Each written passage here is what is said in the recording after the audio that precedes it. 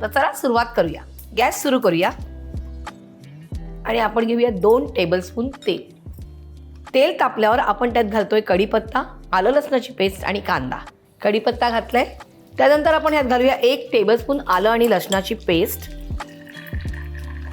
आणि 1 बारीक चिरलेला कांदा. थोडंसं परतून घ्यायचंय. आता आपण ह्यावर घालूया आपण सगळे मसाले. 1 टीस्पून धणा पावडर, 1 टीस्पून जिरा powder, 1 teaspoon red chili powder, मीठ चवीप्रमाणे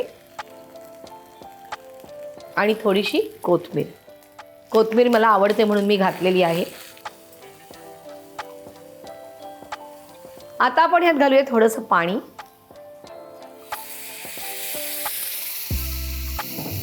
थोडंसं मिक्स करून घ्यायचंय आणि यात घालूया आता आपण हा चिकनचा खिमा.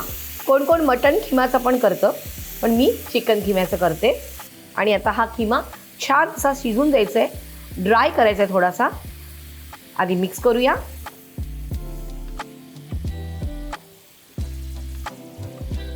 आता आपण ह्याच्यावर झाकण देऊया आणि 10 मिनिटं खिमा शिजेपर्यंत वाट बघूया.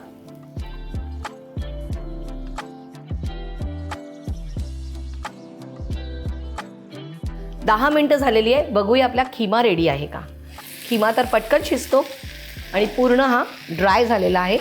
मस्तपैकी खिमा झालेला आहे. इकडे छान असा अरोमा येतो इथे. गॅस बंद करूया आणि आपण हे ह्या बाउलमध्ये काढूया आणि हा पूर्ण थंड होऊन द्यायचा आहे. आणि नंतर आपल्याला डोसा बनवायचा आहे आणि त्यावर आपल्याला खिमा पोर करायचा आहे. आपण ह्याच्यात काढून घेऊया.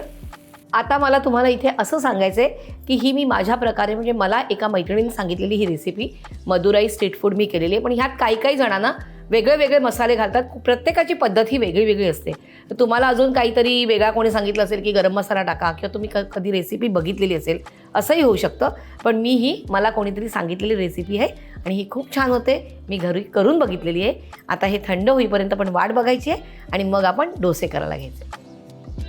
आपलं मिश्रण थंड झालेलं आहे, जे आपल्याला वरतून लावायचं आहे डोस्याला. आणि आता आपण गॅस सुरू करूया आणि थोडंसं तेल घालूया, अगदी थोडंसं, आणि ते थोडंसं पसरून घेऊया. आणि मी इथे डोस्याचं बॅटर घेतलं. तुम्ही जो घरी डोसा बनवतात ते बॅटर आहे, ते आपण मिक्स करून घेऊया. हलकंसं पाणी घातलं आहे फक्त थोडंसं. आणि हा अगदी पातळ पण नाही करायचं आणि एकदम जाडही नाही करायचं. यात थोडंसं मीठ घालूया चवीप्रमाणे आणि मिक्स करूया. तवा तापत ठेवलेला आहे मी. आता आपण हे ह्याच्यावरती पोर करूया. बस एवढीच साईज करायची आहे, जास्त करायची नाही आहे आणि होऊन द्यायचं आहे. झाकण वगैरे ठेवायची काही आवश्यकता नाही आहे, असाच होऊन द्या तो.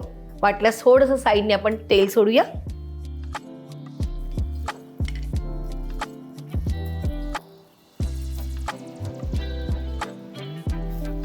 सगळं छानपैकी सुकलेलं आहे. आता आपण ह्याच्यावर घालूया हा खिमा.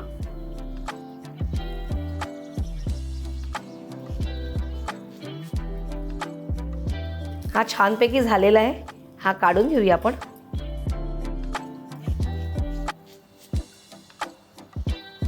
आणि अजून एक करून घेऊया आपण.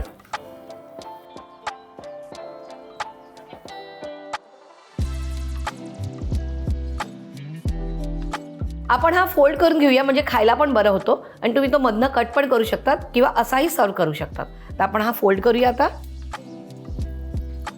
आणि काढून घेऊया. अशा प्रकारे आपण बाकीचे डोसे करून घेऊया. गरमागरम करी डोसा तयार आहे. तुम्ही हे बनवा, मला कमेंट्समध्ये कळवा. आणि अशा छान छान रेसिपीसाठी काय करायचं आहे, रुचकर मेजवानीला सबस्क्राईब करायचं आहे. पण जर सबस्क्राईब केलं नसेल तर पटकन करा आणि शेअर आणि लाईक पण करा.